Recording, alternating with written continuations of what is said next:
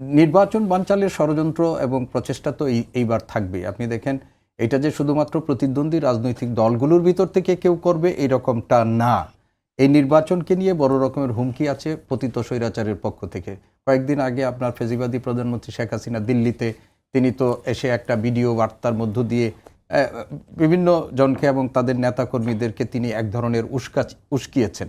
এবং আপনি দেখেছেন যে আওয়ামী লীগ ছাড়া নির্বাচন যদি অনুষ্ঠিত হয় আর সেই নির্বাচন এই আওয়ামী লীগের নেতাকর্মীরা হতে দিবে এই ব্যাপারেও তিনিও কিন্তু আগে থেকে হুমকি দেওয়াছেন। ফলে এদের পক্ষ থেকেও এই নির্বাচনকে বানচাল করার জন্য প্রচেষ্টা থাকতে পারে এবং যে সমস্ত রাজনৈতিক দলগুলো প্রতিদ্বন্দ্বিতায় আছে তাদেরকে পরস্পর বিরোধী একটা অবস্থানের মধ্যে নিয়ে গিয়ে তারা এই সুবিধাও নিতে পারে। ফলে নির্বাচন বানচালের একটা আশঙ্কার কথা যে রাজনৈতিক দলগুলোর পক্ষ থেকে বলা হয় সেটি একেবারে উড়িয়ে দেওয়ার কোনো না।